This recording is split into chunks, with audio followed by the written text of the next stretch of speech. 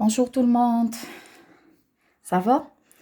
Alors aujourd'hui, on a la correction de la consolidation. Bon, pour le premier exercice, je vous ai donné des pourcentages. C'est à vous de chercher la valeur du pourcentage. Alors, je vais vous donner la première opération comme exemple. Le reste, vous allez le recevoir dans le document. Alors, on nous demande 5% de 96 euros. Comment je fais? Je fais 96 multiplié par 5 divisé par 100. Ça me donne 4,8 €. C'est la valeur du pourcentage. D'accord? Alors, pour le deuxième exercice, j'ai fait exprès de vous donner des situations et c'est à vous de tracer les tableaux. D'accord? Alors, la première situation, qu'est-ce qu'on nous donne? 4 pots de confiture identiques pèsent 1500 grammes. Quelle serait la masse de 5 pots? 2 pots. Aura-t-on besoin de combien de pots pour une masse de 2625 grammes? D'accord? Alors, là, on a besoin d'un tableau. Alors, le tableau va être de la façon suivante. La première case, on va faire le nombre de pots, d'accord? Et la deuxième, ça va être la masse en grammes. Après, on a dans la première colonne le repère 4 pots, c'est 1500 grammes. D'accord, il pèse 1500 grammes. Puis, on a 2 pots, c'est combien? 5 pots, c'est combien? Et 2625 grammes, c'est combien de pots? D'accord? Alors ici, la première chose, c'est chercher quoi? Exactement, le coefficient de proportionnalité. On va l'obtenir en divisant 1500 par 4. Ça va me donner 375 et je vais utiliser 375 pour pouvoir chercher un nombre de la deuxième ligne, c'est une multiplication. Et pour chercher un nombre de la première ligne, c'est une division, tout simplement. D'accord? Après, on a le problème B. Alors, pour le problème B, le libraire vend 6 crayons à 2,40 €. Quel est le prix de 3 crayons, de 27 crayons, de 9 crayons? Et combien de crayons vendra-t-il pour gagner 36 €? La même chose. Je trace un tableau. D'accord? Alors, dans la première case, on va avoir quoi? Parfait. Nombre de crayons.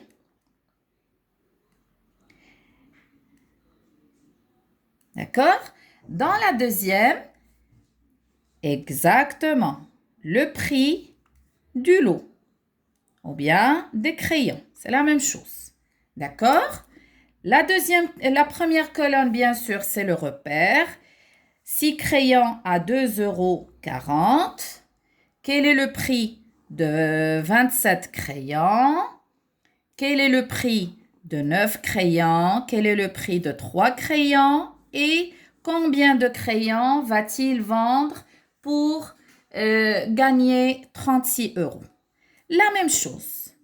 Pour compléter les cases, la première chose, on doit chercher le coefficient de proportionnalité en multipliant le nombre de crayons par le prix. D'accord? Ça va me donner 2,5. D'accord? Et après, on va utiliser ce coefficient de proportionnalité pour compléter le tableau en multipliant ou bien en divisant selon la demande. Le troisième exercice, c'est des problèmes à résoudre en utilisant la règle de 3. Alors, le problème A, un coureur à pied a parcouru 18 km en 1 heure 30 minutes. Combien de temps lui faudra-t-il pour parcourir une distance de 6 km? Combien de kilomètres arrivera-t-il à parcourir en 50 minutes? La première chose à faire, j'aurai besoin d'une conversion. D'accord? Étape 1, une conversion. Ça veut dire que je dois chercher 1 heure 30 minutes est égal à combien de minutes? On doit la convertir en minutes. Pourquoi? Parce que parmi les données que j'ai dans le problème, on a une mesure de durée en minutes. La deuxième chose, c'est deux tableaux. D'accord? Alors, pour le premier tableau, je vais ajuster, c'est bon. Alors, pour le premier tableau, on a 18 et 90. Et là, on a 6.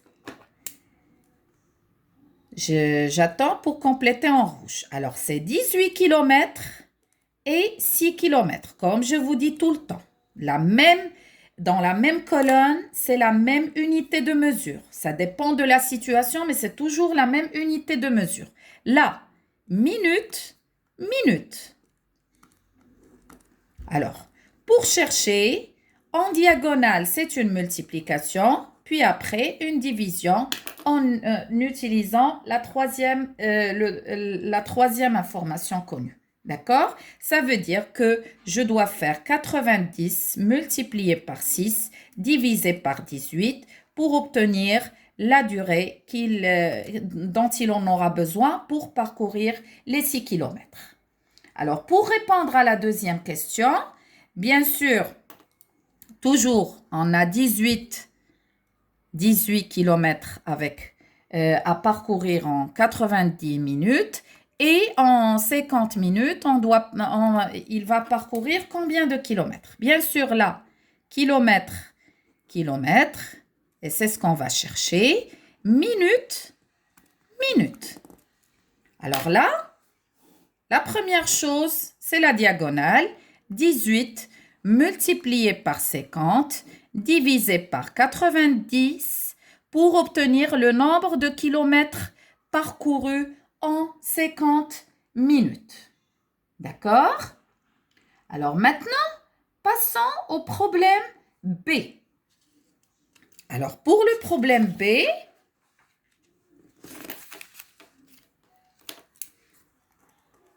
la même chose. Une machine peut fabriquer en moyenne 963 pièces en 3 heures. Combien de pièces fabriquera-t-elle en 7 heures, en 6 jours? Et combien de temps faudra-t-il pour fabriquer 7704 pièces? Alors là aussi, c'est des tableaux de règles de 3. D'accord? Puisqu'on a 3 questions, on aura besoin de 3 tableaux. Et à chaque fois, le repère, c'est quoi? Voilà, 963 pièces en 3 heures. On nous demande en 7 heures combien de pièces? Nombre de pièces, d'accord? Puis on nous demande pour le deuxième tableau, en 6 jours, là, je vous complète 6 jours, mais en fait, je vais la convertir en heures. D'accord? 6 jours est égal à 144 heures. Il faut le mentionner pour obtenir la même unité de mesure dans le tableau. Puis, pour le troisième tableau, toujours le repère 963 pièces en 3 heures. D'accord? Et pour fabriquer 7704 pièces, on aura combien d'heures? Et bien sûr, comme d'habitude, la diagonale, alors je multiplie les deux nombres en diagonale, puis je divise par le troisième nombre. La multiplication des deux nombres en diagonale, puis la division par le troisième nombre. Les résultats, bien sûr, comme d'habitude, vous allez les recevoir sur le document Word. D'accord? Alors, il nous reste le dernier problème.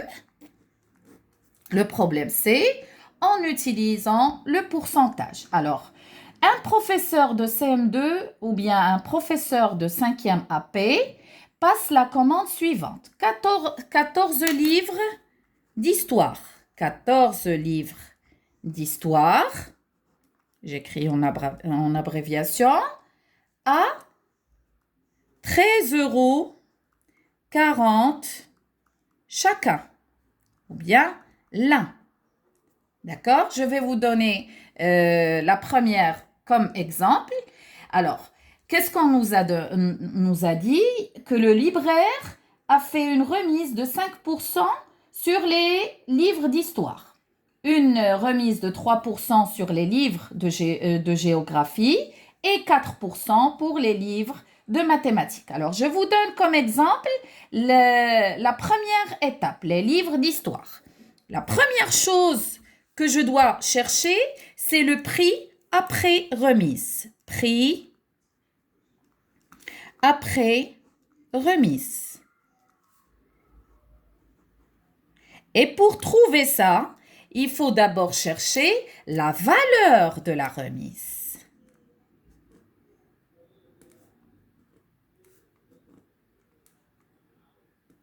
D'accord? Alors, pour trouver la valeur de la remise, d'abord, je dois prendre le prix d'un livre multiplié par le nombre de livres. D'accord? Ça va me donner 187,6 €. Après, je cherche la valeur de la remise. C'est que je vais prendre le prix des livres d'histoire multiplié par 5 divisé par 100. Ça va me donner combien? Ça va me donner 9,38 €. Je viens là pour répondre à cette question, je fais le prix initial des livres moins la remise ou bien la valeur de la remise, ça va me donner le prix après remise. D'accord? Une fois je fais toute cette opération pour la même chose pour les livres de géographie, pour les livres de mathématiques, à la fin, pour chercher le prix global, j'additionne. Tout simplement.